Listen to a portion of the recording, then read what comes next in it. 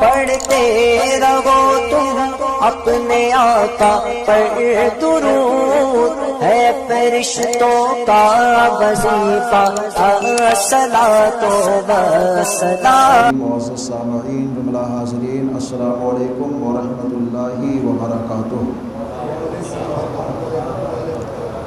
آئیے ہمارا مل کر اپنی اور ساری کائنات کے مرکز عقیدت انیس الغریبین جان عالمین حضور رحمت للعالمین کے دربار پرحسین میں انتہائی ادب و احترام کے ساتھ درود پاک کی ڈالی خوشب و محبت کی تھالی میں سجا کر حضور کی بارگاہ میں نظر کریں اور جی لگا کر پڑھیں اللہم صلی علی سیدنا مولانا محمد بارک وسلم صلاۃ و سلام علیک یا رسول اللہ صلی اللہ علیہ وآلہ وصحبہ وسلم۔ منا علینا ربنا اذ بعث محمدا ایدہ بایدہ ایدنا باحمدا ارسلہ مبشرا ارسلہ ممجدا صلو علیہ دائما صلو علیہ سرمدا۔ ایک بار اور درود پاک پڑھی اللہم صلی علی سیدنا مولانا محمد بارک وسلم صلاۃ و سلام علیک یا حبیب اللہ صلی اللہ علیہ وآلہ وصحبہ وسلم۔ بڑی ہی مسرت اور خوشی کا سما ہے کہ اہل محلہ نے بڑے ہی پرخلوص اور عقیدت اور احترام اور اللہ اور اس کے رسول کی رضا کے لیے عالی شان مسجد کے تعمیر کا کام تکمیل کے قریب کر لیا ہے۔ اللہ کا شکر ہے، دیکھ کر بڑی خوشی ہوئی۔ ایک مرتبہ اس وقت آنے کا اتفاق ہوا تھا جب اس کی بنیادی کام کا مرحلہ گزر رہا تھا، اور آج فجر کی نماز پڑھ کر سوچا کہ کہاں نماز جمعہ ادا کی جائے، تو آپ کے چترکوٹ کا نام میرے ذہن میں آیا، تو ہم نے سوچا کہ آج وہیں انشاءاللہ جمعے کی نماز ادا کی جائے گی اور اپنے تمام مسلم بھائیوں سے ملاقات کا شرف بھی حاصل ہوگا۔ اللہ کا شکر ہے کہ بڑے ہی اچھے پیمانے پر مسجد کا یہ نورانی عرفانی لاسانی کام ہوا، اور اللہ تعالیٰ کے گھر کی تعمیر میں آپ لوگوں نے جس انداز سے حصہ لیا وہ لائق تعریف لائق مثال ہے۔ حدیث پاک میں ہے من بنا مسجد للہ تعالی فبر اللہ دار الجنہ، جو اللہ کی رضا کے لیے مسجد کے تعمیر میں حصہ لیتا ہے یا مسجد کو تعمیر کرتا ہے، اللہ تعالیٰ اس کے لیے جنت میں محل تیار فرماتا ہے۔ بڑی خوشی کی بات ہے کہ جس بھی انداز سے آپ لوگوں نے حصہ لیا، اس کا صلہ ہمارا اور آپ کا رب عطا فرمائے گا۔ مسجد جب تعمیر ہو جاتی ہیں تو مسجد کے اندر جتنی اشیاء ہوتی ہیں، اینٹ ہو گئے، پتھر ہو گئے، کنکر ہو گئے، سلیہ ہو گئے، جو بھی چیزیں ہیں، ساری چیزیں جو مسجد کے اندر لگتی ہیں، تعمیر کرنے والے اور کرانے والے کے حق میں رب کی بارگاہ میں دعا کرتی رہتی ہیں۔ تو یہ بڑی خوشی اور مسرت کی بات ہے۔ اور یہ مہینہ جو چل رہا ہے، جس ماہ مکرم کے اندر ہم لوگ اپنے آپ کو پیش کیے ہیں، جسے شعبان المعظم کہا جاتا ہے، یہ شعبان کی آج 7 تاریخ ہے، اور اسی ماہ مکرم کو ہم سب کے مصطفیٰ نے شعبان و شہری و رمضان و شہری اللہ کہہ کر فرمایا ہے کہ شعبان میرا مہینہ ہے اور رمضان اللہ تعالیٰ کا مہینہ ہے۔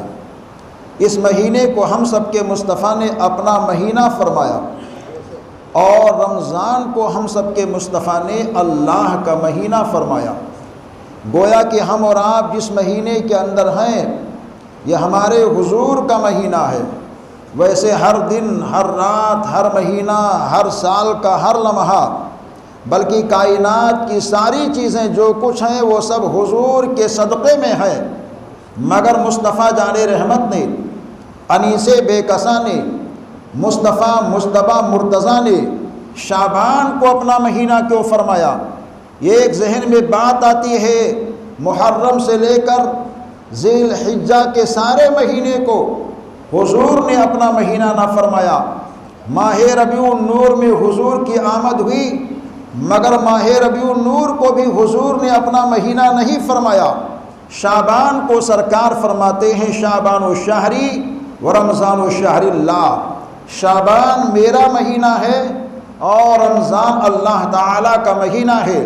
جب عاشقوں نے غور کیا تو غور کرنے کے بعد میں یہ نتیجہ ذہن میں آتا ہے کہ اس مہینے کے اندر نبی دو جہاں کا چھوٹا نواسا، جسے علی و فاطمہ کے دل کا چین، عاشقوں کے دل کا قرار پیارا حسین کہتے ہیں، وہ حسین اعظم اس مہینے کے اندر پیدا ہوئے ہیں۔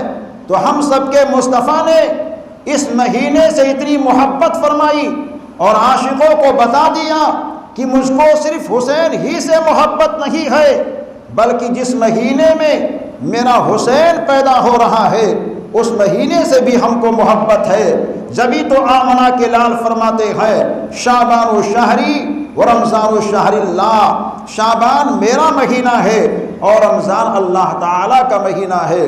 اور اسی مہینے کے اندر ایک ایسی برکت والی رات بھی آتی ہے جس کو شب برات کہتے ہیں۔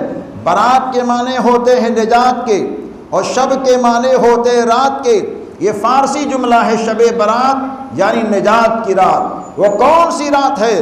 جو شعبان کے 14 کی تاریخ کو گزر کر جو 15ویں رات آتی ہے اسے ہم اور آپ شب برات کہتے ہیں۔ بڑی برکت والی رات ہے۔ اس رات کی فضیلت کے تعلق سے قرآن میں اللہ نے اعلان فرمایا وَمَا يُفْرِقُ مِنْ كُلِّ أَمْرٍ حَكِيمٍ، اس رات میں ہر حکمت والا کام تقسیم کر دیا جاتا ہے۔ کس کو تقسیم کر کے دیا جاتا ہے؟ مفسرین یہ بیان فرماتے ہیں کہ اللہ تعالیٰ فرشتوں کے سپرد فرما دیا کرتا ہے سارے امور کو اور سارے کام کو اس رات میں۔ یہ کون سی برکت والی رات ہے؟ وقت اتنا ہے نہیں کہ تفصیلی گفتگو کی جا سکے، سرسری طور پر میں آپ کے سامنے چند باتیں رکھنا چاہتا ہوں اور شب برات کی فضیلت کو بیان کرنا چاہتا ہوں کہ شب برات کی فضیلت کیا ہے۔ شب برات کی رات جب آتی ہے تو شب برات کی رات آنے سے پہلے جیسے ہی سورج غروب ہونے والا ہوتا ہے اور سورج جب غروب کر جاتا ہے تو اللہ کے بارگاہ کرم سے آواز آتی ہے کون میرا بندہ جو آج کی رات مجھ سے طلب کرے، میں اس کی تمام جائز تمناؤں کو پوری فرماؤں گا۔ اللہ کے بارگاہ سے آواز آ رہی ہے کون بیمار جو بیماریوں سے شفا پانا چاہتا ہو، آج کی رات میں مجھ سے وہ دعا کرے، میں اس کو شفا دوں گا۔ ہے کون بے روزگار جو روزی سے پریشان ہو، روزی کی تلاش میں ہو، آج کی رات میں میرے بارگاہ کرم میں آ جائے، روئے گڑ گڑائے دعا کرے تو میں اس کے لیے روزی کے دروازے کھول دوں گا۔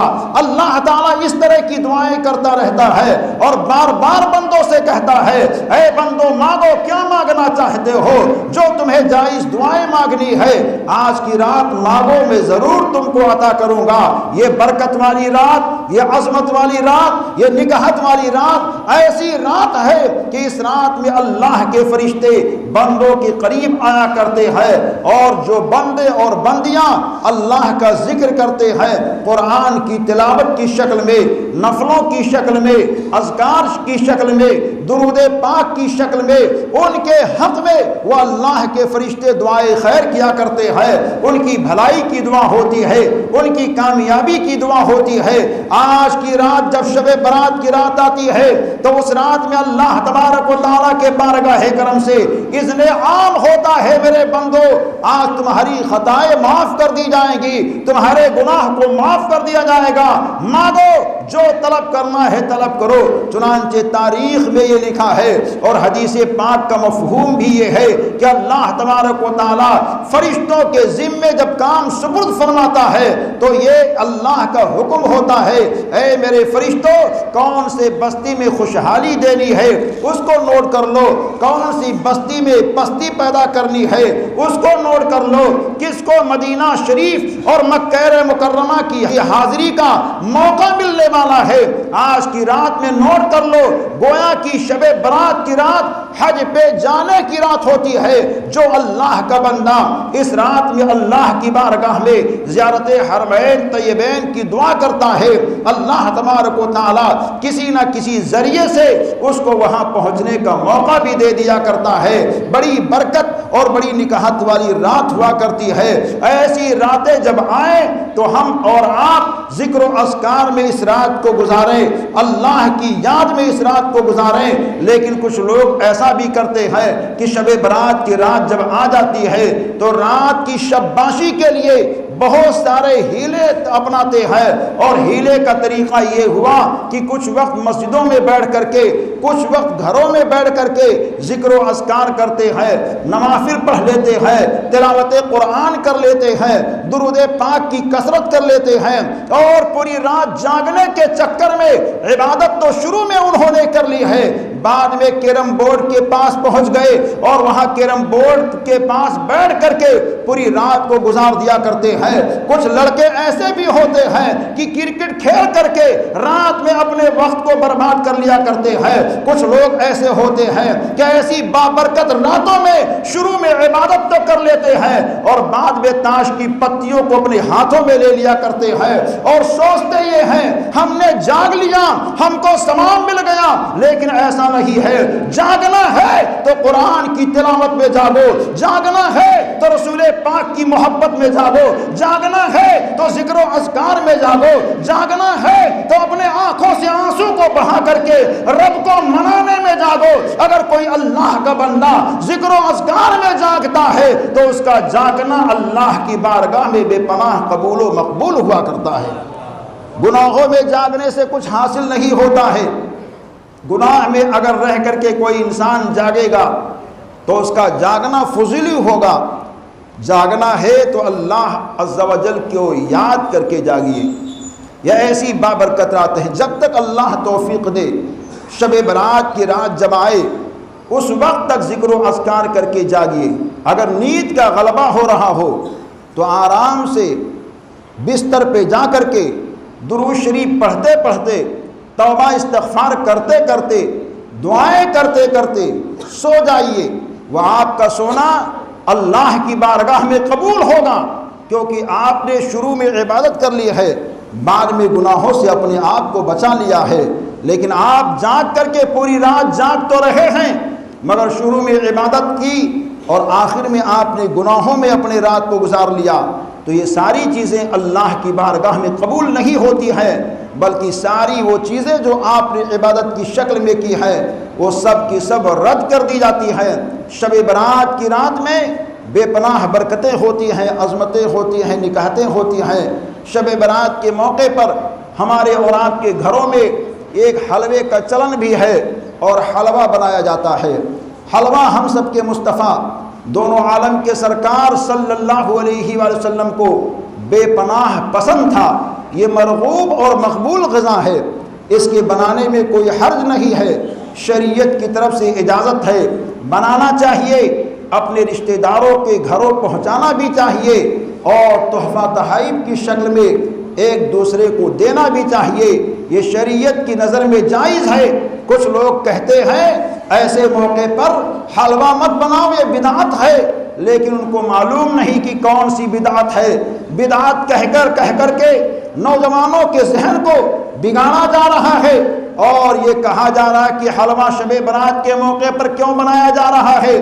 اس کا ثبوت قرآن سے نہیں ہے، حدیث سے نہیں ہے، جبکہ اس کا ثبوت قرآن میں بھی ہے کہ ہر جائز چیز کو جب چاہو بناؤ اور جب چاہو کھاؤ، اور اس کا ثبوت حدیث پاک سے بھی ہے کہ مصطفیٰ جان رحمت انیس بے کساں چارہ ساز دردمندہ نے حلوے کو بہت پسند فرمایا، اور حلوے کے تعلق سے نبی دو جہاں کے ارشاد کا مفہوم بھی ہے کہ یہ حلوہ ہمارے دل اور جان کی راحت کے لیے ایک غذا ہے۔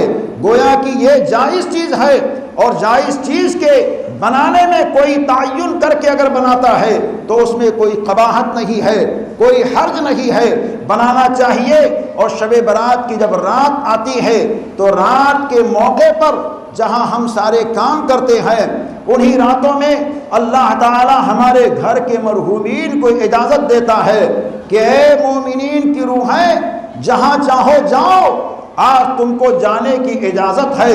چنانچہ وہ روحیں اپنے اپنے گھر والوں کے گھر کے دروازے پر جاتی ہیں اور اپنے عزیزوں سے، اپنے بچوں سے، اپنے رشتہ داروں سے کچھ نہ کچھ آس لے کر کے کہتی ہیں، اے میرے گھر والوں آج میرے حق میں دعا کرو، اے میرے گھر والوں آج میرے بھلائی کے لیے دعا کرو، اے میرے گھر والوں آج میری مغفرت کے لیے دعا کرو، اے میرے گھر والوں آج میرے درجات کی بلندی کی دعا کرو۔ گھر والے جب دعائیں کرتے ہیں تو روحیں بہت خوش ہوتی ہیں اور اپنی منزل کی جانب جب جاتی ہے تو یہ کہتی اللہ تمہیں آباد رکھے، اللہ تمہیں شاد رکھے، اللہ تمہیں کامیابی دے۔ یہ روحوں کی دعائیں ہوتی ہیں۔ تو جب یہ بابرکت رات آئے تو جہاں ہم اپنے لیے دعا کریں وہیں اپنے گھر کے مرحومین کے حق میں بھی دعا کریں کہ اللہ ان کے قبر پر رحمت و نور کا نزول فرمائے، ان کے درجات کو بلند فرمائے اور ان کو اونچی زندگی کی شان ایسی نصیب فرمائے کہ جنت کی بہاروں میں سے ایک بہار ان کی قبر بن جائے۔ یہ ساری دعائیں ہم سب کو کرتے رہنا چاہیے، اور جہاں اپنے لیے ہم دعا کریں، اگر ہمارے ماں باپ باحیات ہیں تو ان کی عمر کی برکت کی بھی دعا کریں، اپنے بچے ہیں تو بچوں کی صحت و سلامتی کی دعا کریں، رشتہ دار ہیں تو رشتہ داروں کے حق میں بھی دعا کریں، اور حضور سید عالم نور مجسم صلی اللہ علیہ وآلہ وسلم کی جملہ امت کے لیے بہترین طور پر دعا کریں، کیونکہ حضور کو اپنی امت سے بڑی محبت تھی۔ آپ حضور کی امت کے لیے دعا کریں گے تو مدینے والے مصطفیٰ خصوصی کرم فرمائیں گے اور آپ کی دعا پر آمین کے جملے کا استعمال فرمائیں گے۔ حضور نے آمین کہہ دیا تو انشاءاللہ تعالی آپ کی ساری دعائیں قبول ہو جائیں گی۔ اور جب بھی دعا مانگے، کوئی بھی رات ہو یا کبھی بھی دعا کریں تو دعا کرنے سے پہلے حضور پر درود پڑھ لیا کریں، اور جب دعا کر لیں تو آخر میں بھی درود پاک کو پڑھ لیا کریں۔ حضرت سیدنا عمر بن خطاب رضی اللہ تعالیٰ عنہ کی روایت ہے، وہ بیان فرماتے ہیں ان الدعاء موقوف بین السماء والارض حتی یصلی علی نبیک، بے شک دعا زمین اور آسمان کے درمیان معلق رہتی ہے جب تک کہ تو اپنے نبی پر درود کو نہیں پیش کر لیتا ہے۔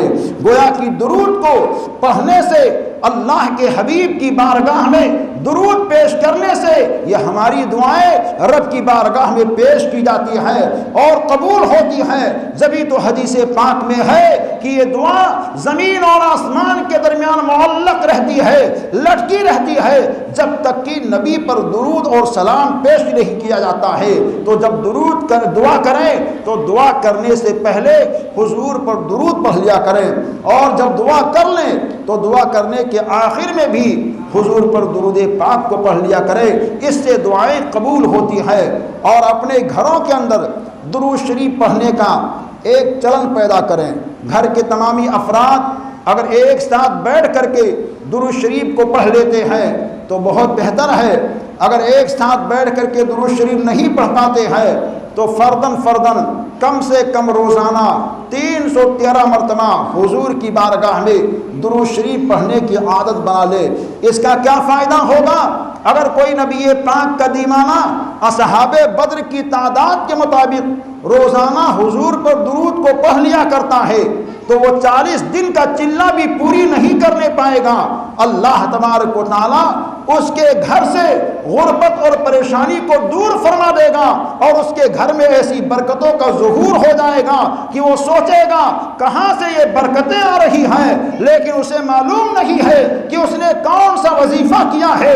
وظیفہ اس نے کیا ہے تو اصحاب بدر کی تعداد کے مطابق نبی پاک پر درود پڑھنے کا وظیفہ کیا ہے، جن کے بارگاہ کرم سے کل بھی باڑا بڑھ رہا تھا، آج بھی باڑا بڑھ رہا ہے۔ اور میرے امام تو یہ کہتے ہیں، سنیت کی شان یہ کہتے ہیں، دنیا میں ساری بہاریں جو مل رہی ہیں وہ سب حضور کے در اطہر سے مل رہی ہیں۔ جبھی تو کہتے ہیں کون دیتا ہے دینے کو، منہ چاہیے دینے والا ہے سچا ہمارا نبی۔ اپنے آقا پر درود پڑھو گے تو درود پاک کی برکتوں سے انشاءاللہ ہر بگڑے کام بن جائیں گے اور زندگی کے اندر انقلاب آتا رہے گا، بہار ہی بہار آتی رہے گی۔ اللہ تعالی ہم سب کو دارین کی نعمتوں، برکتوں، عظمتوں، شوکتوں سے مالا مال فرمائے۔ استغفر اللہ ربی من کل ذنب واتوب الیہ۔ السلام علیکم ورحمۃ اللہ وبرکاتہ۔